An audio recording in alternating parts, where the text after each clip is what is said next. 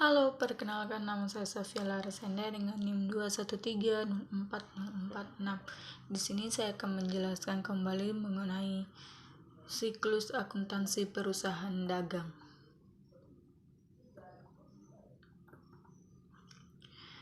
Yang pertama, karakteristik perusahaan dagang. Memiliki ciri-ciri perusahaan dagang. Yang pertama itu usaha yang dilakukan, yaitu membeli barang dagang dan menjualnya tanpa mengadakan perubahan atau pengolahan terlebih dahulu. Gambar di samping adalah contoh. Kemudian yang kedua, kegiatan akuntansi. Yang pertama, menggunakan akun persediaan barang dagang, kemudian ada perhitungan harga pokok penjualan, kemudian laporan laba rugi dapat menggunakan bentuk single step atau langsung dan multiple step atau bertahap. Kemudian yang berikut ada transaksi perusahaan dagang. Bukti transaksi.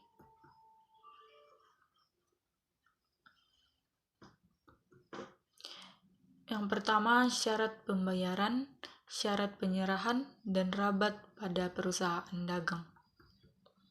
Yang kedua, transaksi perusahaan dagang. Yang ketiga, persediaan barang dagang. Kemudian ada akun-akun perusahaan dagang. Di sini ada akun persediaan barang, akun pembelian, akun retur pembelian dan harga dan pengurangan harga, kemudian ada akun potongan pembelian, kemudian akun beban angkut pembelian, ada akun penjualan, akun retur penjualan dan pengurangan harga, kemudian ada akun potongan harga. Lanjut, yang berikut itu tahap pencatatan. Di sini transaksi terbagi atas dua, yaitu jurnal khusus dan jurnal umum. Kemudian jurnal khusus dibagi atas 4 bagian. Yang pertama itu pembelian, kemudian pengeluaran kas, kemudian penjualan, kemudian penerima kas. Kemudian dipindahkan pada buku besar, kemudian neraca saldo, kemudian kertas kerja.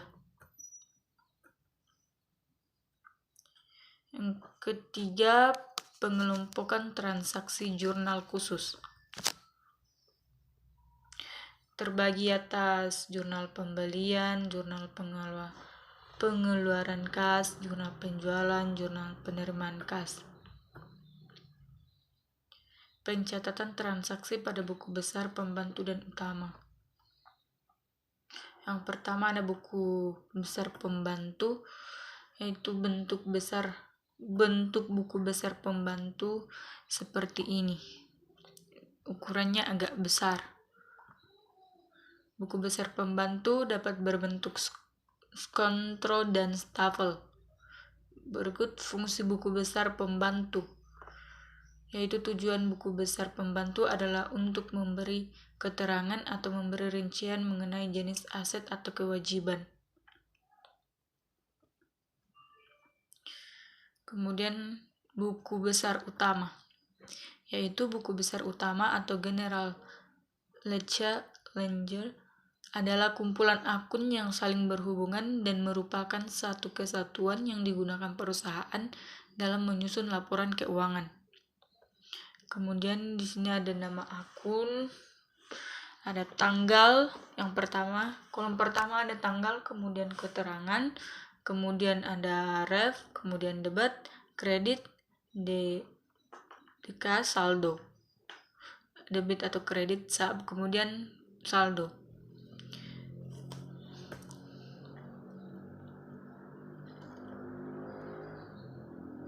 Tahap pengkisaran neraca saldo.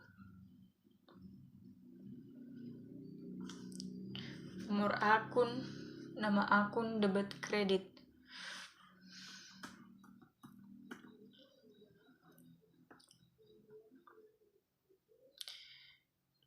mencatat tanggal transaksi untuk di tanggal, kemudian mencatat jenis transaksinya, kemudian mencatat nomor buku pembantu, kemudian mencatat akun yang didapat debitnya di sini, kemudian mencatat akun kreditnya di sini,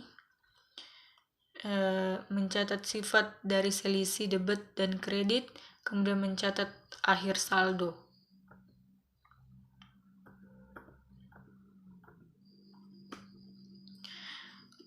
Kolom nomor akun diisi dengan nomor akun yang dikutip angkanya, kemudian kolom nama akun diisi dengan nama akun yang dikutip angkanya. Kolom nama akun ini diisi secara berurutan sesuai urutan yang direncanakan. Kemudian kolom debit diisi dengan jumlah saldo akun yang bersaldo debit.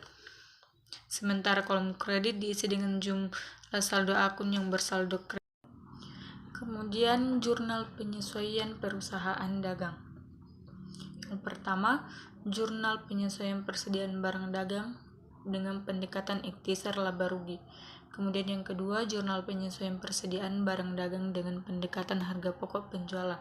Kemudian yang ketiga, jurnal penyesuaian persediaan barang dagang untuk sistem berpetual. Yang keempat, ada jurnal penyesuaian untuk transaksi lainnya.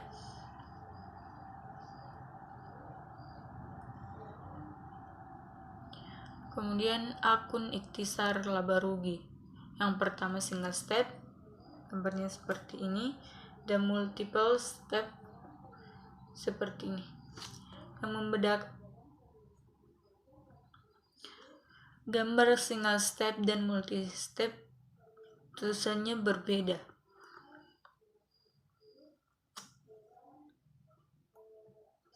Dibedakan dari cara penulisannya. Kemudian tahap pelaporan. Di sini ada harga pokok penjualan, kemudian laporan laba rugi, kemudian laporan perubahan modal, kemudian neraca, kemudian laporan arus kas, kemudian jurnal penutup, neraca saldo setelah penutupan, kemudian jurnal pembalik. Dan yang terakhir, siklus akuntansi perusahaan dagang.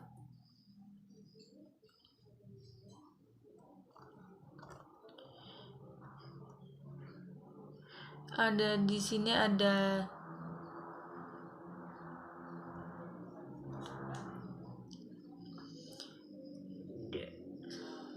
transaksi, kemudian ke jurnal umum, di jurnal umum, kemudian jurnal khusus, ada di jurnal khusus, jurnal pembelian, jurnal penyesuaian, jurnal pengeluaran kas, jurnal penerimaan kas, kemudian ada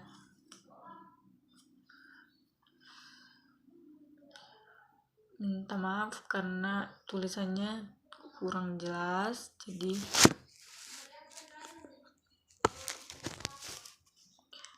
kemudian neraca saldo, jurnal penyesuaian, kemudian kertas kerja, kemudian ke neraca saldo, sudah itu ke neraca saldo, kemudian laporan keuangan, jurnal penutup, neraca saldo setelah penutupan, kemudian jurnal pembalik.